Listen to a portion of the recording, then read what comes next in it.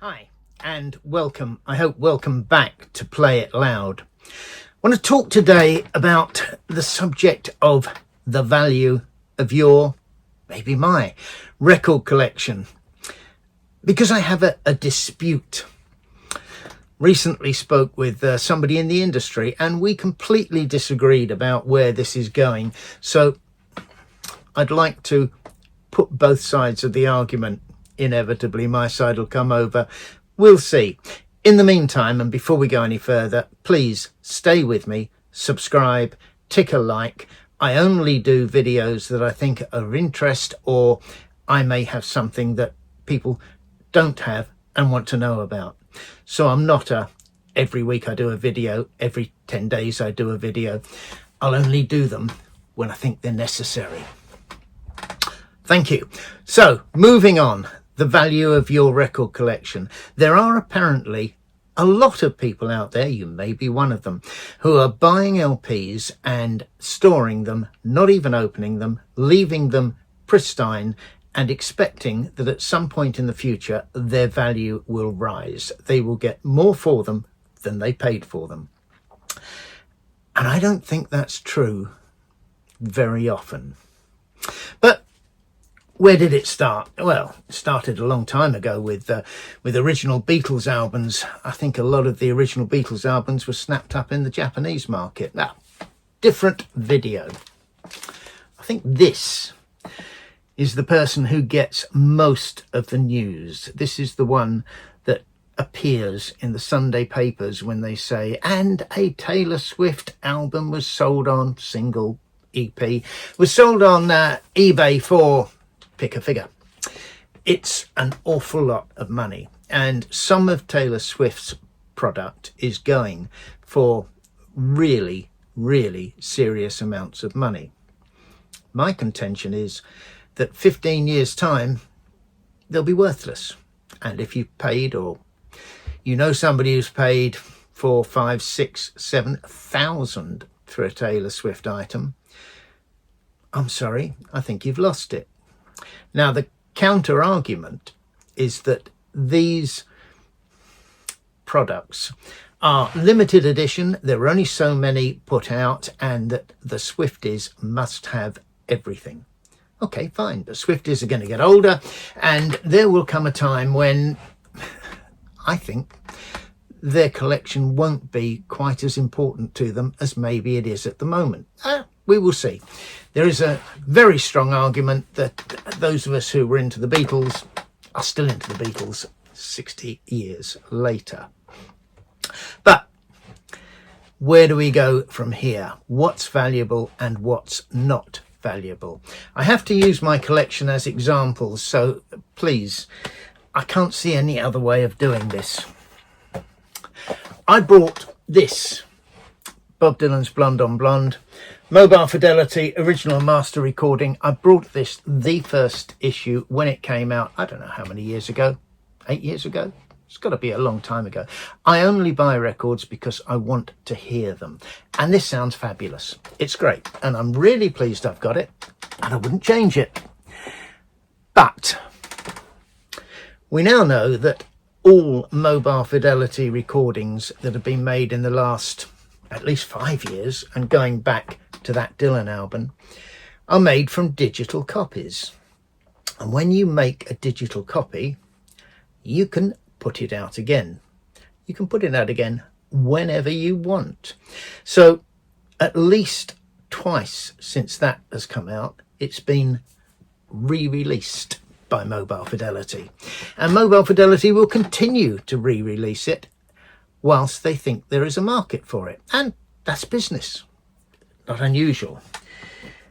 Let's talk about something else that falls into that category.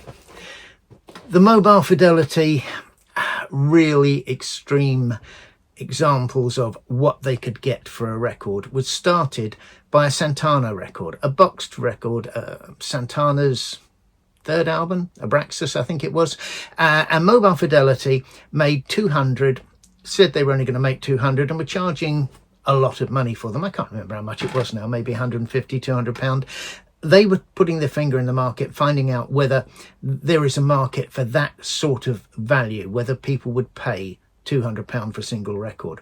That record sold out in minutes, and I think now goes for several £1,000s.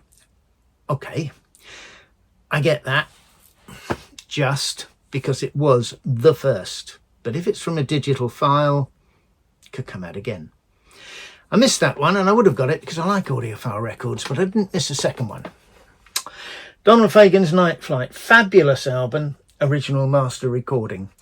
And this, I think, also very limited numbers. Yeah, I've got number 623 of 6,000. So a very limited edition of a fabulous album and a popular album. But it's a digital master. Mobile Fidelity could re-release that again next week. And frankly, I don't mind if they do. I was never going to sell it, and it sounds great. So why shouldn't more people have the opportunity to hear it? This value issue. Right, let's move on to another couple of things. Bob Dylan. I had a Bob Dylan album here. Yes, I've just shown it. Bob Dylan album that could go up in value.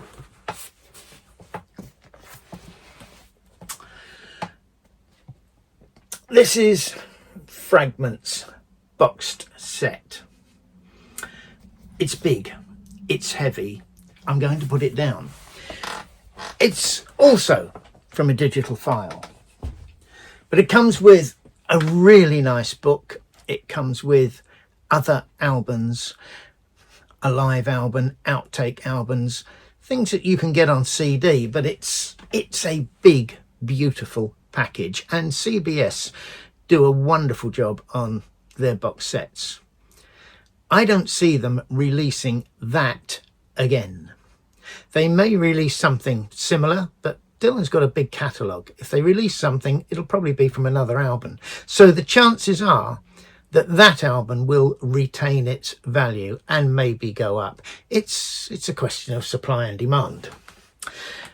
And now we come to where we started, if you like. The Beatles. Okay. Now you can see that this is a Beatles single album, mono, from the original analog tapes. Now, they can only play these original analog tapes so many times before they deteriorate. So the Beatles in mono albums are rising in price, and I think they will continue to do so because there's a scarcity value and because they're unlikely to re-release these on a regular basis. They simply can't, and they've got all of the Beatles already on very good digital files. Thank you, Giles Martin. So why would you go back and do it? They'll go up. Here's a couple more, and you see I put notes on them, and I'm not going to go into any detail because this isn't about boasting. This is about the price of records. This is Dr. Robert on the label mono Revolver from a very early pressing. This one is a very early Garrod Loft cover. It's a rare rubber sole Beatles album. And why am I digging those out?